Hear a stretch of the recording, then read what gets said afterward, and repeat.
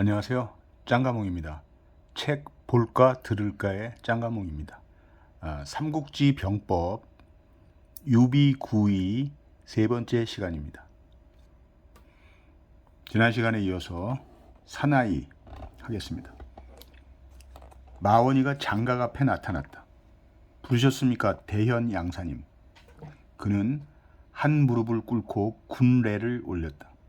오 마거수, 이제 곧 천공과 지공이 장군도 이리 올 것이오. 그리고 이 사람은 오두미도에서 온 사절이시오. 진잠은 그에게 고개 숙였다. 곧이어 장양, 장보 두 사람도 나타났다. 진잠은 장각의 소개로 그들과도 인사를 나누었다. 오두미도에서 오셨소? 당신네가 우리와 손만 잡아준다면 그야말로 100만의 원군을 얻은 셈이오. 장양도 장보도 별로 의심하지 않고 진잠을 반겼다. 그 자리에서 황건당 회의가 열렸다. 태평도의 최고 간부는 이들 4명인 듯 싶었다. 장각이 말했다. 가장 어려운 일은 민심을 얻은 일이다. 그런데 마침 민심은 나에게 기울어져 있다. 이 기회를 타 천하를 얻지 않고 언제 얻을 것인가? 드디어 거사하는 날이 다가왔군요. 아니다. 그 전에 할 일이 있다. 마원이를 낙양에 보낼까 한다. 낙양에? 그렇지. 십상시인 봉소와 서봉에게 금은을 한 바리씩 바치는 거다. 그 호송대장으로 마원이를 보낸다. 하지만 그들에겐 이미 많은 재물을 보냈지 않습니까? 십상시의 봉소와 서봉은 전부터 황건당과 줄이 닿고 있었다. 황건의 무리가 지금처럼 강성해진 것도 그들 힘이 컸다. 황건당은 비방하는 지방관의 보고문이 조정에 올라와도 이 두 사람이 중간에서 뭉개버리고 영지의 귀에는 한마디도 들어가지 않도록 손을 써주었기 때문이다. 천하가 왔다 갔다 하는 판인데 금은 몇 바리쯤 못이 아깝단 말이냐. 장각은 눈을 부릅떴다. 아랫사람을 위압할 때에는 왕방울 눈을 굴려가며 소리치는 것이 보다 위력적이었다. 금은을 이때 또 가져다 준다면 봉소와 서봉은 우리들이 군사를 일으켜도 그 보고를 중간에서 가로막아 줄 것이다. 그들이 대수롭지 않은 일이라고 황제를 속이면서 시간을 끊어줄수록 우리에겐 유리하단 말이다. 과연 형님의 지혜는? 장양이 감탄했다. 삼형제 중에서 가장 성급한 편인 장보가 물었다.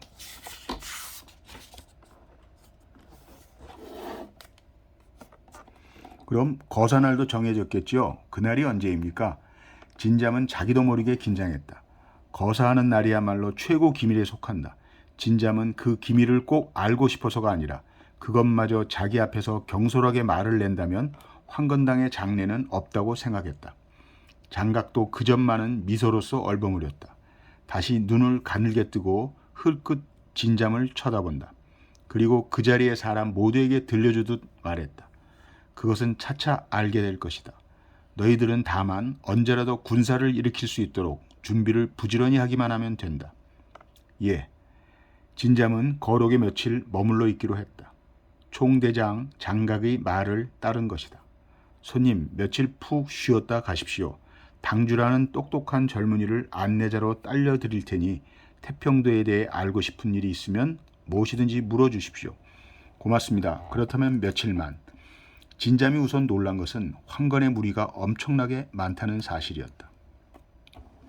그 수효는 10만이나 20만 정도가 아닌 것 같다. 더욱이 황건당은 기주뿐 아니라 청주에도 유주에도 연주에도 있다. 엄청나게 군사가 많군요. 게다가 훈련도 열심히 하고요. 진잠의 감탄에 당주는 목소리를 죽여가며 이렇게 되었다. 많으면 못합니까? 이 정도로 철저히 훈련된 관군에 맞서 이길 수 있다 생각하십니까? 제가 보기에는 아주 엉성한 훈련 같습니다. 진잠은 자기 귀를 의심했다. 자기 또래의 젊은이이긴 했지만 너무도 솔직한 말이 아닌가. 어쩌면 황건당의 불만을 가지고 있는 자일지도 모른다. 그러나 자기를 시험해보라는 장각의 명을 받고 있을지도 모른다. 조심하는 게 상책이라고 생각했다. 뭐려, 관병의 훈련도 별것 아닙니다. 이보다 더 형편없을지 몰라요. 그럴까요? 당주의 대꾸는 어디까지나 부정적이다. 진잠을 문득 그에게 호기심이 생겨 각도를 바꾸어 질문하기로 했다. 마원의 거수는 출발했습니까? 3일 뒤 출발할 일도 있고 해서 당주는 이렇게 대답했으나 그의 눈에 순간적이나마 증오의 빛이 떠오르는 것을 진잠은 놓치지 않았다. 무엇인가 있구나. 마원이 거수는 어떤 인물입니까? 내가 보기로는 우리 파촉에서도 좀처럼 찾아볼 수 없는 호골처럼 여겨졌습니다만. 호골이라고요? 당주는 드러내놓고 증오의 표정을 지었다. 마치 그동안 쌓이고 쌓였던 분통이 한꺼번에 터지는 듯 당주는 흥분해서 말했다. 1년 전만 해도 어디서 굴러먹던 자인지도 조상도 모를 자였지만 단지 무예가 좀 뛰어나고 힘이 장사해서 대현 양사의 신임을 받아 거수가 되었을 뿐입니다. 거수란 태평도인 36명의 방이 있습니다. 이 방의 지휘자가 대방인데 그 위에 있는 것이 거수입니다. 그렇다면 아주 중요한 직책에 알맞은 훌륭한 인물이 아닙니까? 더욱이 이번과 같은 중대 임무를 맡긴 것만 봐도 당주는 코웃음을 쳤다. 그리고 단언하듯이 말했다.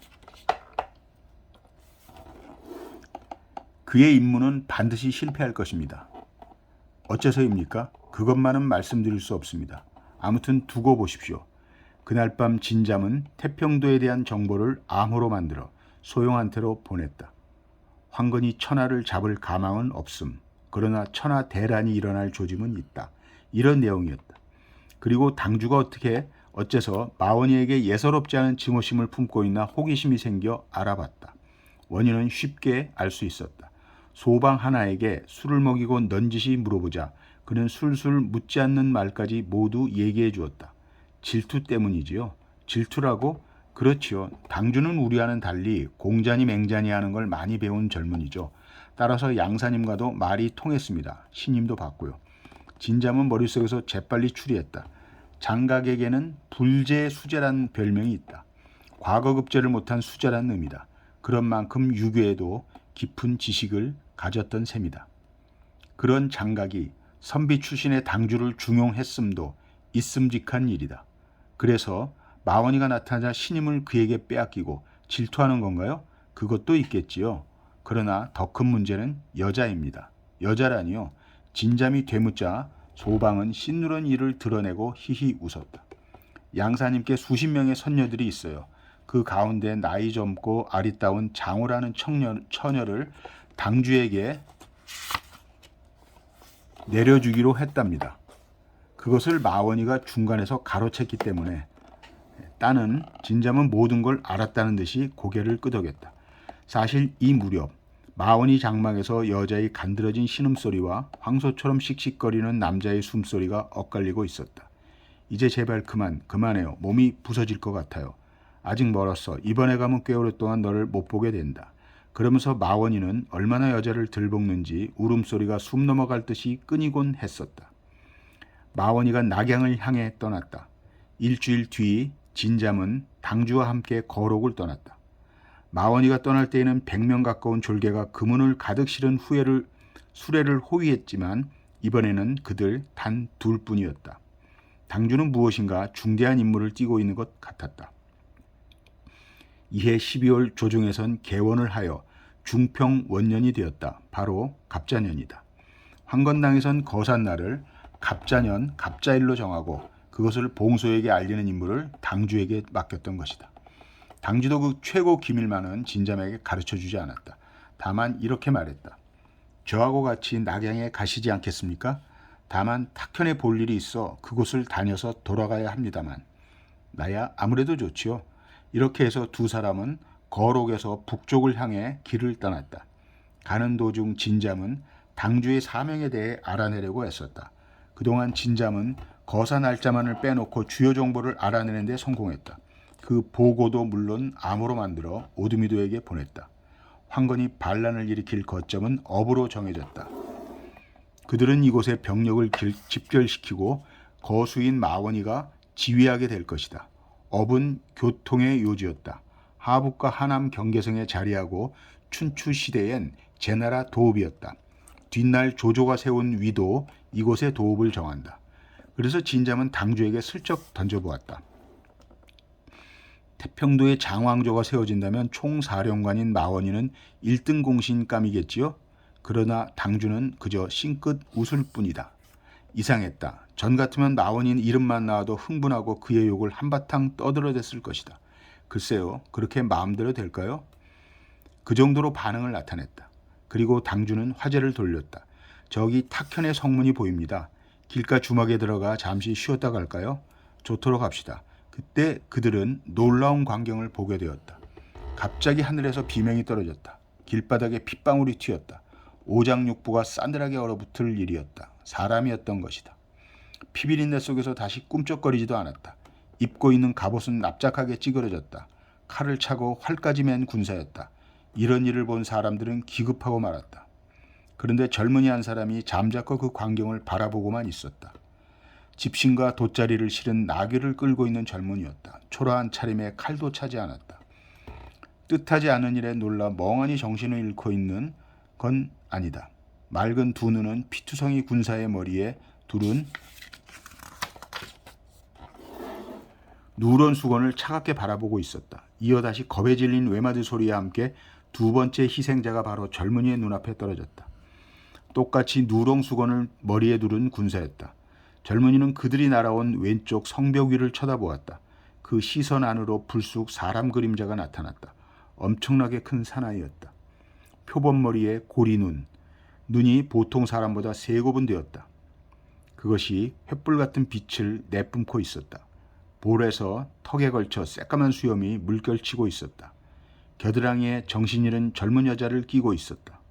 성벽, 이래봐야 벌써 무너져 돌더미 뿐이었지만 그 위에 떡 버티고선 큰 사나이는 나귀를 끄는 젊은이를 빤히 내려다보고 있었다. 큰 사나이가 이봐 집신장수 하고 불렀다. 큰 몸집에다가 걸맞는 대단히 큰 목소리였다. 아니 당신은 유비언덕? 그러는 당신이야말로 장비익덕이 아니시오. 긴 이야기는 나중에 하고 부탁이 있다. 이 처녀를 교위에게 데려다 줘. 사례를 받게 될 거요. 말을 마치자 느닷없이 여자를 집어던졌다. 처녀의 몸은 꽃다발처럼 나귀 등에 사뿐 떨어졌다. 젊은이는 눈살을 찌푸리면서 물었다. 이 처녀는 교위 추정의 따님인가요? 그렇소. 추정이 이곳 유주태수 유언의 명령을 받들어 황건적을 친다는 방을 성 안에서 내붙였지. 그것에 화가 난 황건적들이 추정의 딸을 유괴해서 여기까지 데리고 온 것을 내가 지나가다 구해준 거요. 그럼 당신이 직접 이 처녀를 교위댁으로 데려다 주면 될 거 아닙니까? 내가 데리고 가서 사례를 받다니 당치도 않습니다. 웬 말이 많아. 데리고 가라면 데리고 가. 큰 사나이는 호통쳤다. 당신은 무슨 볼일이 있습니까? 나 말인가? 볼일은 무슨 볼일. 성 안으로 들어가서 아무 데서나 술이나 퍼마셔야지. 그런가요? 그럼 부탁대로 이 처녀를 교위댁까지 데려다 주겠습니다. 젊은이가 발길을 옮기자 이봐 잠깐만. 장비가 서너 길이나 되는 높이를 단숨에 껑충 뛰어 큰 길 위로 내려섰다. 또 무슨 부탁이 있습니까? 혹시 몰라 일러두겠어. 성 안으로 들어가는 도중 엉뚱한 생각은 품지 마라.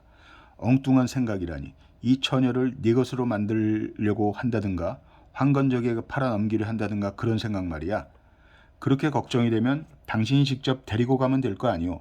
혹시 몰라 일러둔 것이니까 그렇게 화낼 건 없어. 유비는 멀어져가는 장비의 뒷모습을 빤히 쳐다보며 고개를 설레설레 흔들었다. 사람이 많이 변했군. 하기야 세상도 자꾸 변하는데 사람이라고 거칠게 변하지 말란 법이 없지. 한편 당주와 진잠도 이 광경을 처음부터 끝까지 지켜보고 있었다. 두 사람은 저마다 다른 생각을 했다. 당주는 이렇게 생각했다. 그 장비인가 하는 고리눌의 사나이라면 마원이 따위도 아무것도 아닐 거다. 그런데 진잠은 유비를 눈여겨보고 있었다. 확실히 별난 인물이다. 덕이 있어 보였어. 지금과 같은 난세에는 혹시 그런 인물이 백성들을 구제할 수 있지 않을까? 두 사람은 저 나름대로의 생각에 잠기며 묵묵히 걸어 탁현 성문을 지났다. 황건당의 습격을 받아서인지 성 안에는 경계가 엄했다. 관병들의 모습도 여기저기 보인다. 당주가 목소리를 죽여 말했다. 아무래도 함께 다니면 위험할 것 같소. 우리 따로 행동합시다. 좋도록 하십시오. 당주는 군중들 속으로 총총히 사라졌다. 진잠은 당주가 몸을 사리는 것도 무리는 아니라고 생각했다. 눈앞에서 자기들 일당인 황건적이 둘씩이나 무참하게 죽는 걸 보았으니까. 진잠은 탁현 성안을 여기저기 걸었다. 해걸음이 되어 어차피 오늘 밤은 이곳에서 묵어야겠다 생각하고 잠잘 곳을 찾았다. 문득 보니 유비가 나귀를 끌고 성안 십자로를 건너가고 있었다. 아, 저 친구. 진잠은 다시 호기심이 생겨 그의 뒤를 따르기로 마음먹었다. 나귀 등에는 집신도 돗자리도 처녀도 보이지 않았다. 처녀는 이 성을 다스리는 교위 추정의 집 문 앞에 내려주었고 집신과 돗자리는 도매상 집에 넘겨주고 온 것이다. 처녀는 유비가 자기를 집 앞까지 데려다 주자 눈물을 흘리면서 두 손 모아 절하며 감사했다. 꼭 아버지를 만나 주셔요. 아버지가 직접 감사하다는 인사를 드리게 하고 싶습니다. 했지만 유비는 고개를 저어 사양하고 그 자리를 떠나왔다. 자기가 구해내지도 않은 처녀를 태워다 주었을 뿐인데 그 때문에 인사를 받다니 도저히 유비의 결벽성이 허락하지 않았던 것이다.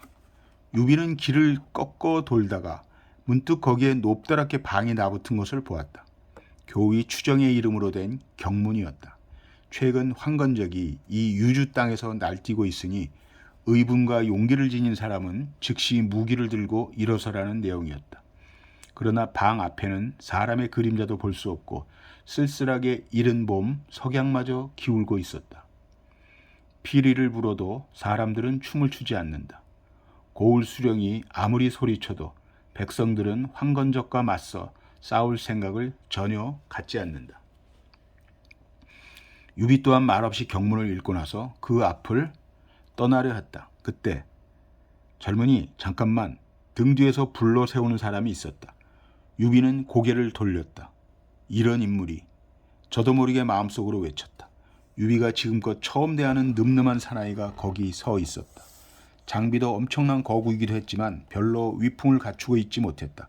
그러나 지금 눈앞에 있는 큰 사나이는 시선을 마주친 것만으로 몸이 절로 굳어졌다. 놀라운 것은 그의 수염이었다. 가슴에 길게 늘어져 좋기 넉 잔은 될 것 같았다. 봉의 눈과 짙은 눈썹, 우뚝 솟은 콧대, 모든 것이 여느 사람과는 매우 달랐다.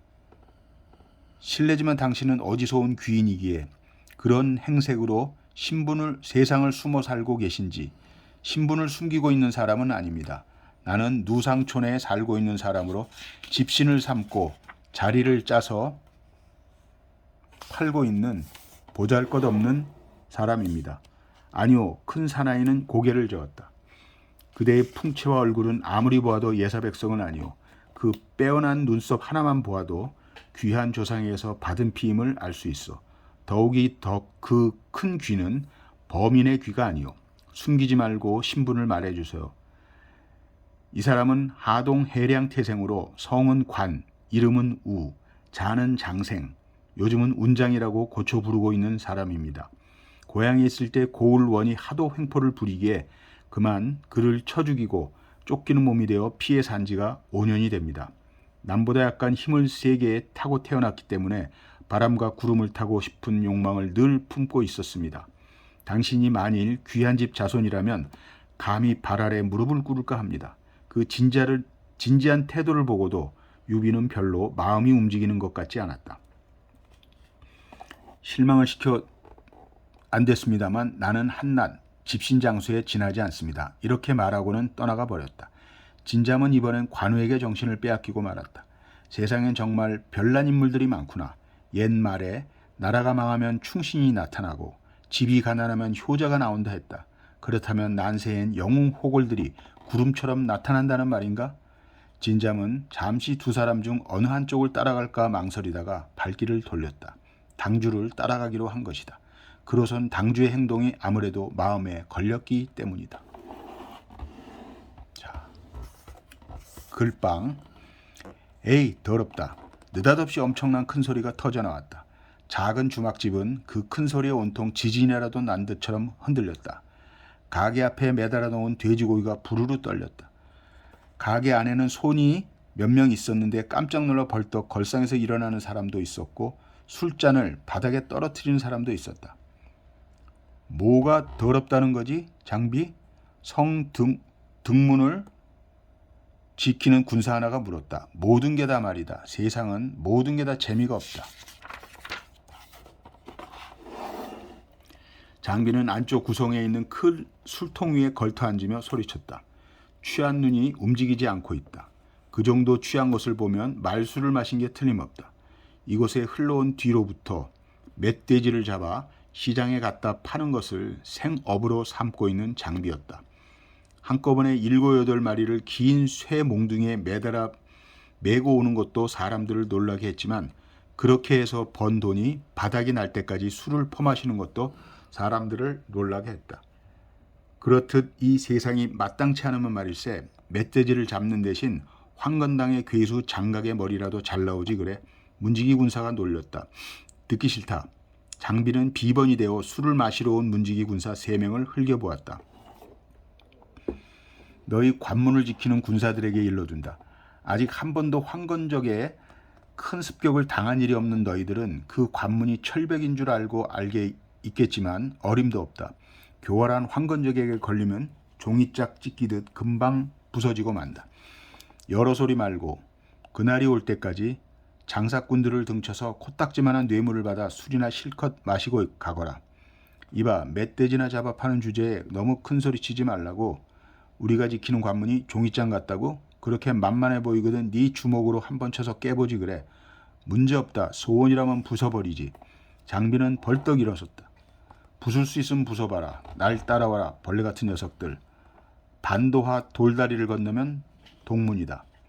장비는 다리 앞에 발길을 멈추자 차고 있던 긴 칼을 뽑아 한번 내리쳤다. 강둑에 서 있던 큰 버드나무가 천천히 기울기 시작했다. 우지끈하고 요란한 소리를 내며 넘어진 버드나무를 아무렇게나 번쩍 집어든 장비는 가지를 탁탁 잘라내자 어깨에 둘러매었다. 이것을 목격한 군사들은 갑자기 겁이 나서 얼굴을 서로 보았다. 장비는 성문 앞에 딱 버티고 서서 망루를 올려다보며 외쳤다. 수문장, 듣거라. 이 장비는 네 부하들에게 문을 부수기로 약속했다. 장부가 한 번 약속한 이상은 뒤로 물러날 수는 없다. 고치는 비용은 멧돼지 10마리로 치러주겠다. 자, 보아라. 이렇게 말하자 둘러매고 온 아름드리 버드나무를 겨드랑이에 끼고 12자 높이의 큰 문짝을 향해 내질렀다. 쾅! 요란한 소리가 울려 퍼졌다. 이봐, 장비. 그만두지 못하겠나? 망루에서 고개를 내민 수문장이 핏대를 내세우며 소리 질렀다. 성벽에 붙은 막사에서 무슨 일인가 하고 군사들이 뛰쳐나왔다. 장비는 아랑곳하지 않고 버드나무를 계속 내질렀다. 쾅, 쾅. 두께 5치나 되는 큰 문짝이 5번을 얻어맞자 부서지는 소리를 냈다. 장비, 미쳤느냐? 수문장은 망루에서 사다리를 타고 재빨리 내려오려 했다. 순간 장비가 있는 힘을 다해 한번 들이받자 그토록 큰 문짝이 흔들리며 좌우의 성벽이 무너졌다. 그 바람에 수문장은 발을 삐끗하며 12자 높이의 나뭇잎에서 굴러떨어지고 말았다. 에잇! 장비는 유쾌한 듯이 다시 한번 들이받았다. 대문은 마침내 넘어지며 흙먼지를 자욱히 일으켰다. 그때 20여 명 군사들이 창을 들고 달려왔다. 장비는 돌아보며 소리쳤다. 너희들 목숨이 아깝지 않느냐? 군사들은 당장 몸이 얼어붙고 말았다. 장비는 들짐승이 울부짖는 것 같은 소리를 지르며 에이 빌어먹을 아무 재미도 없다. 그 소리를 남기자 넘어진 문짝을 밟고 성 밖으로 뛰쳐나갔다. 바람을 일으키고 달려가는 모습은 순식간에 파달만큼 작아지고 말았다. 손자가 말하기를 윗자리에 앉아있는 관우가 먼저 말한다. 이것을 아랫자리에 공손히 앉아있는 소년이 잇따라 읽는다. 손자가 말하기를 전쟁은 나라의 큰 일이라. 전쟁은 나라의 큰 일이라. 죽고 사는 마당이요 존망의 길이므로. 죽고 사는 마당이요 존망의 길이므로. 깊이 생각하지 않으면 안 된다. 깊이 생각하지 않으면 안 된다. 초라한 글방이었다. 방 안에는 세간 하나 없다. 몇 해 전까지는 문둥병 앓는 도사가 살고 있었다.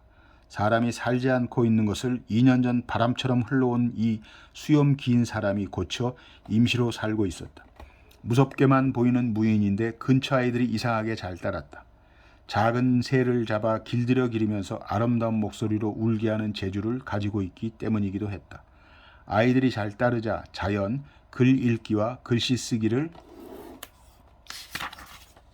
가르치게 되었다.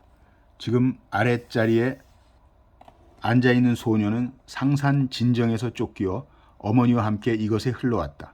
이름은 운이라고 한다.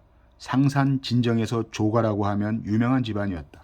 선조는 진시황을 섬긴 용맹이 뛰어난 무장이었다고 한다. 지금 10살이었지만 관우가 볼 때 장차 크게 될 제목이었다. 특별히 보살피며 학문에 힘쓰게 한편 무술도 가르쳤다. 전쟁은 나라의 큰일이란 뜻은 알겠지? 관우는 조소년을 큰 눈으로 바라보며 물었다. 예, 압니다. 소년은 대답한다. 죽고 사는 마당이란 모릅니다. 존망의 길이란 모릅니다. 사람은 한 번 죽으면 2번 다시 살아나지 못한다. 나라도 마찬가지다. 하루 아침 망한 나라가 다시 일어난 예는 없다. 그러므로 전쟁이란 것은 쉽게 함부로 일으켜서는 안 된다는 뜻이다. 알았습니다. 조소년은 슬기로운 빛이 어린 눈동자를 깜빡이지도 않고 대답했다. 그때다. 운장형 있소? 뜰에서 큰 목소리가 들렸다. 장비 녀석 또 취했군. 관우는 중얼거렸다. 장비는 창문으로 불쑥 머리를 들이밀자 말했다. 아니, 또 아이들 교육인가? 관우는 웃으며 조소년을 보고 일렀다. 조은아, 힘이 장사이고 천성이 착하더라도 배운 것이 없으면 이런 난폭자가 되고 만다. 술을 마시는 것과 싸움을 하는 것 말고 능한 것이 없는 사람이 되고 말기 때문에 꼭 배워야 하는 거다. 무슨 소리를 하는 거요? 오늘은 취하지 않았어. 하긴 성을 나올 때는 약간 취해 있었지만 관문을 부순 덕분에 술이 깨고 말았지. 장비, 관우는 어이없다는 듯 장비를 바라보았다. 자네 관문을 부수었는가? 수문졸들이 부술 수 있으면 부숴보라기에 버드나무를 베어들고 쳐부숴버렸지. 딱한 친구 같으니 먼지투성이가 아닌가. 우물러 가서 씻고 와. 관우는 조소년을 돌려보냈다. 이윽고 장비는 젖은 긴 머리를 흐트린 채 어깨를 늘어뜨리고 쑥 들어오더니 후 한심을 내쉬며 말았다. 술 있지요? 술을 마실 때가 아니야. 현성을 지키는 군대가 뒤쫓아온다. 오랜간만에 칼솜씨를 또 보지. 바보 같은 소리. 또 떠돌이기를 떠나고 싶나? 세상에 무슨 재미가 있어야지. 어때 관영, 이 근처에서 군사를 모아 한바탕 세상의 이름을 떨치지 않겠소? 관우와 장비가 서로 알게 된 것은 얼마 전의 일이었다. 양양 근처를 떠돌아다닐 때 어느 객숙에서 같이 묵고 있었는데 그날 밤 도적의 습격을 받게 되었다. 다행히 두 사람의 눈부신 활동으로 별일은 없었다. 이것이 인연이 되어 두 사람은 친구가 되었다. 특별히 의형제를 맺은 것도 아니었는데 장비가 멋대로 관우를 형이라고 부른다. 세상에 이름을 떨치기로 하자니 말이지만 관우가 갑자기 심각한 표정을 지었다. 나는 어제 성안에서 맹주로 모셔도 될 고귀한 품격을 갖춘 젊은이를 보았네. 정말이요? 어제 사는 누군데?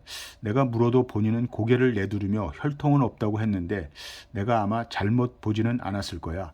이름을 말하던가? 누상촌에 사는 유비라고 집신장수라고. 그러면 나도 잘 알아. 장비가 외쳤다.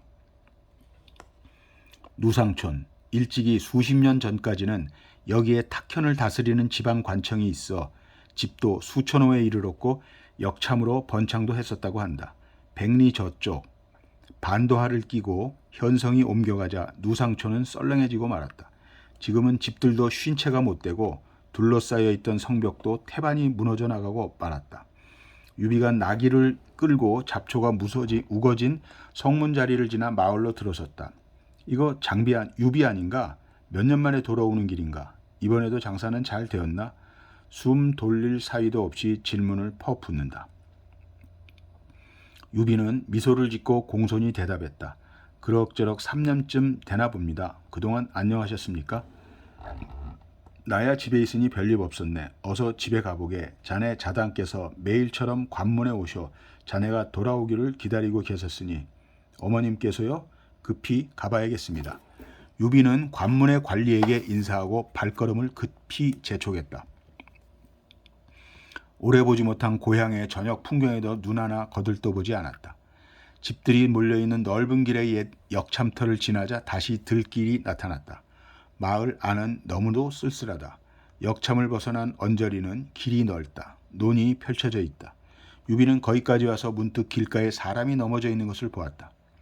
가까이 가서 보고 깜짝 놀랐다. 아니, 애가 피투성이가 되어 죽어있는 그 얼굴은 논 저쪽 숲속에 있는 여중이란 사람의 7살 난 아들이었다. 낯이 익었다.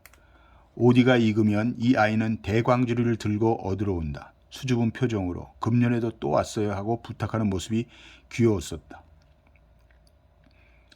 이런 참혹한 짓을 유비는 탄식하며 나귀 등에 싣고 논두렁길을 급히 걸었다.